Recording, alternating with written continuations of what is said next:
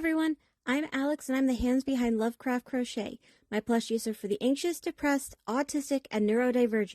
Small enough to travel in a purse, backpack, diaper bag, or even your pocket. You can check out my Facebook page or TikTok to see what patterns are available and stay tuned for the new ones coming out. I also make hats, scarves, blankets, and dice bags for the tabletop gamer or dice goblin in your life. Feel free to order through the page, TikTok DMs, or via email at love.craft.crochet@gmail.com. Now, on to the segment. Due to the graphic and disturbing nature of the crimes discussed, listener discretion is advised.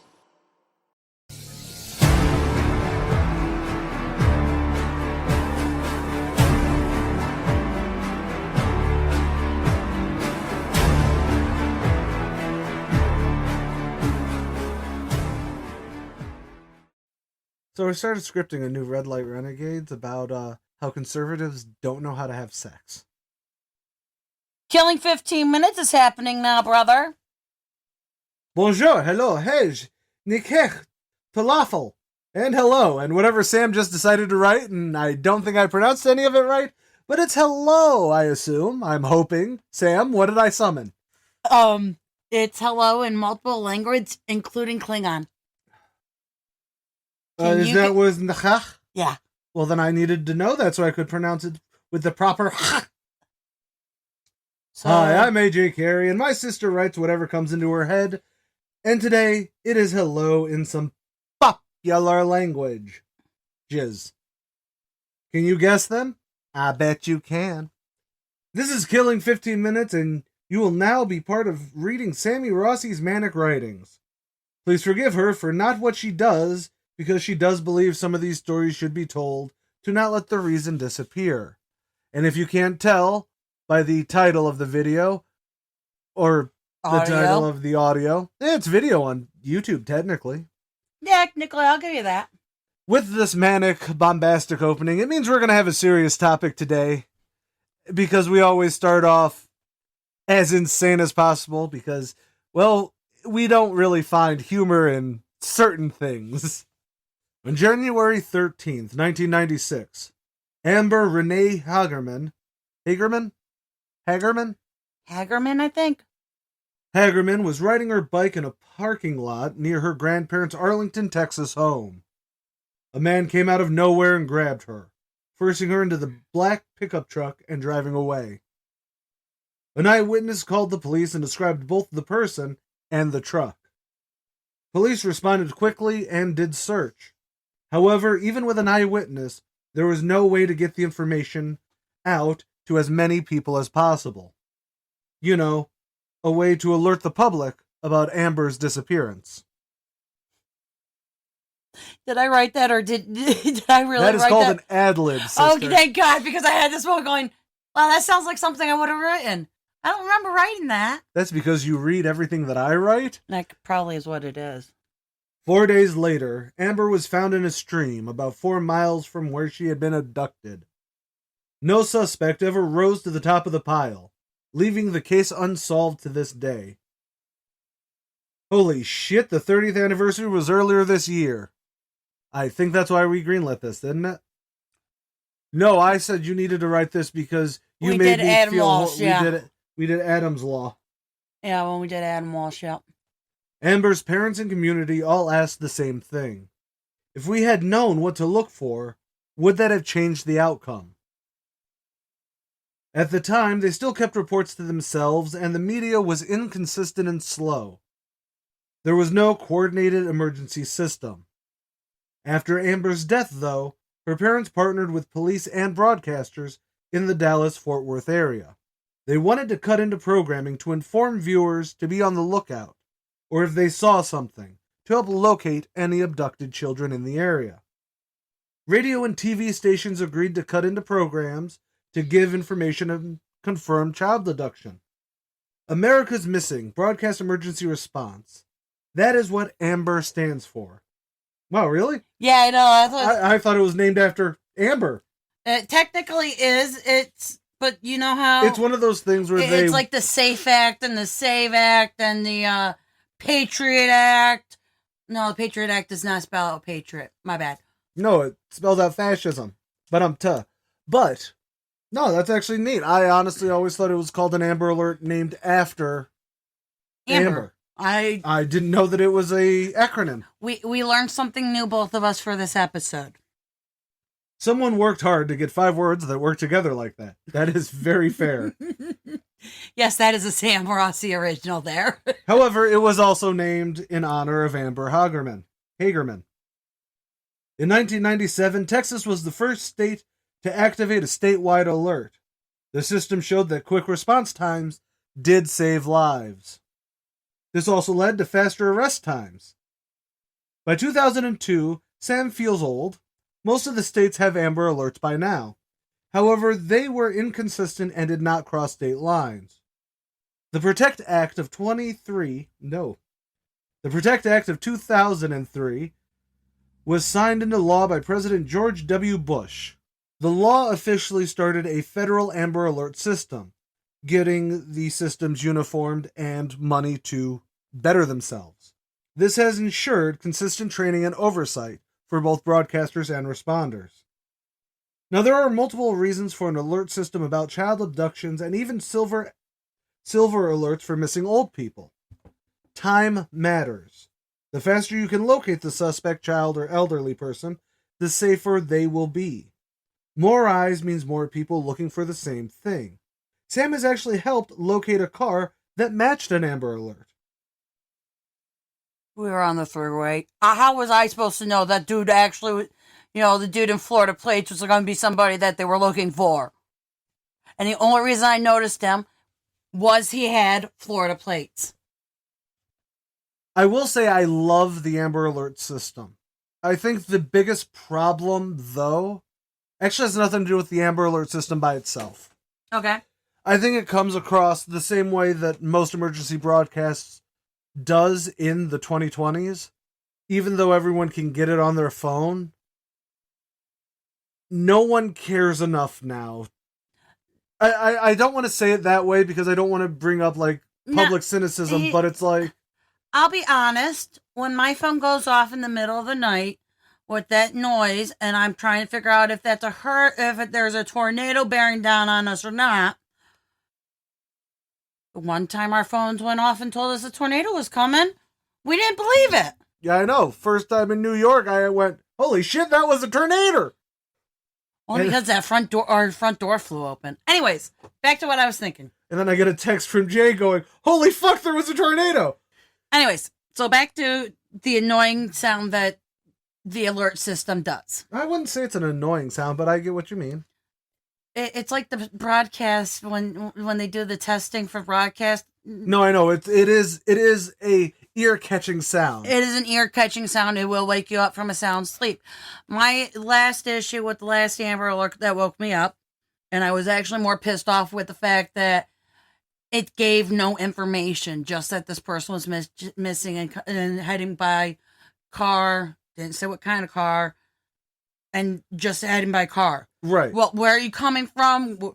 Where's all this information? So I went looking. There was no way, none of that information for 15 minutes. Right. There was no way to lead back to, So there's my issue, because I was really pissed off on it. I started off annoyed with the fact that I was woken up by the noise. Then I was really upset about the fact that there was a kid missing. Then I got super pissed off because I had to go looking for the information. Then I was really pissed off to the point where I woke Shell up. I was still pissed off because of the fact that I couldn't find any information. Right. No, and that's sort of what I had a wave of emotions in a 10-minute period. Well, and that's sort of it. I think while we still have it, just like many emergency broadcast systems, it hasn't updated to the smartphone era. It's still, well, here's what I mean. Okay. It'll give you, we're paying per fucking character levels of text. Oh my God, you're right. You know what I mean? It will go, child missing, approximately, 17, in car, heading east. White car. You know what I mean? And it's like, okay. East. Where did they start? Where were they last seen? East from where? When one of my friend's kids went missing. Yeah. They were 17, they went to a party. it was more of a Karen situation. Just, I'll be honest. My friend was being a Karen about their kid. Which, you know what? If you can't reach your kid, I understand that entirely. But I didn't get several people around me got Amber Alerts because of this. I didn't. Sometimes my phone won't even light up for an Amber Alert. Or like, I'll see people bitching about it on Facebook. Oh my God, an Amber Alert, this happened. And I'm like, my phone never got it. It's like... We've had emergency broadcasts themselves. You know, my phone will go off, Casey's won't. Yeah. You know, half the house will blow up with a... Apparently that's what I think. Maybe that's why I think it's fine. Yeah, maybe, because I don't think you're thinking the right tone. I don't want to... Yes, but I don't want to annoy the people. Notice how you just spiked everything. I get you're having a moment. Let's put the autism away for right now. You can audio stim later. But it's but that's also my bigger problem with the infrastructure right now. I will agree with that, yes. You know, we just spent the last year under a new regime who actively wants to gut everything outside of war and AI. To the point where they named the fucking Defense Department the War Department. Where they turned around and went, oh, we thought that the cancer treatment was DEI. So we cut it all. Or it becomes this thing where... I need you to stop talking about our current regime because you're making my eye twitch, and that's almost as bad as Fireball twitching. Anyways. Sorry. So the point I'm coming from is it is a phenomenal system. It is a great thing. But you do have a lot of people who are apathetic. Because at this stage, it's like half the people don't know what to do if there's an Amber Alert. Or even if there's a tornado warning, because we cut public schools so that we can't have a basic home ec for basic living. You are correct. Parents won't turn around and be like, hey, but then again, then you also have the societal thing of, I don't want to fucking call the cops. And then it becomes this, and I know it feels like I'm being tangential to Amber Alerts, but I'm not. It is Amber Alerts are phenomenal things. But then you look at everything around it. The infrastructure is not there anymore to have a uniform and consistent output. You have a society that is like, okay, what am I supposed to do about this? I don't even know if they were actually seen in my area. Right. That's what I mean with the last one that woke me up. They were coming up from Westchester. I'm like, how long ago were they in Westchester? Because I could sleep another 4 hours and then go drive around. Exactly. It really is a matter of... It's a matter of, like, where did they start? The last one I remember was out of Rochester, and I'm like, that's 3 hours away. If I see a black truck... I'll let you know. What am I going to do? Hey, I just saw my 15th black truck driving through Rome. That sounds more like a police officer should be... There should be a roadblock. I don't like cops. I like stating that fact. I don't like roadblocks. I think anything that is immediately about stopping every individual is a bad idea. That being said, I agree with DWI roadblocks. I actually really agree on that too. On that one. There's where my in principle, where I was saying in general I don't. Yeah. But for that one I agree with. Hey, for the inspection I do not. Exactly. You know, I understand why on Christmas Eve or New Year's Eve there are roadblocks. Correct. I understand why, hypothetically, everyone in the city gets a, Amber Alert, and then suddenly all major thoroughfares are blockaded. I'm not saying, again, in general, I do not like it. I can understand it on other things. Yeah, within reason. There's a reason with probable cause. Exactly, probable cause. I don't know. But ultimately, that's my take, is I didn't know that Amber actually was an acronym as well as named after a person. I actually didn't know it started in Texas. It feels like it should be from a more, I'm going to say it. Liberal? Yeah, it feels like it should be from a more liberal spot, but then you think about it. Texas has always been big about kids, though. Actually, it does make sense that it would be Texas that does it. Because while I will joke about Texas, especially the Texas governorship right now. True story. He's wheelie mad. But the point is... Is it Thilwith? So anyways, the point is they are usually very good as a community coming together. Yes. Problem is, usually that community comes together for kind of the wrong reasons sometimes. This is not one of those wrong reasons, and yes, it should have absolutely been, and is still a national thing. But I didn't realize it started in the I didn't realize the Amber Alert itself started in the 90s.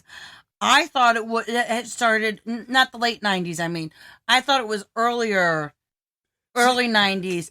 But if Texas was the first one to do it in 97, then nationwide, I mean, yes, nationwide 2003 officially, but everywhere was adopting it up to that point. Right, but I I get what you're saying though. You know, again, Adam Walsh had the children and missing, the missing and exploited, whatever the missing people thing is. Speaking of the Center for Missing and Exploited Children, don't forget they're part of the reason that the Jeffrey Epstein takedown happened in the 2010s. Please listen to our episode on the Epstein files. Sam went through a lot reading that, and I went through a lot of research doing that. So, please. And listen to all of our other shows. Yeah. So, we're good for today. I'm Sam Rossi. I'm AJ Carey. Later, y'all.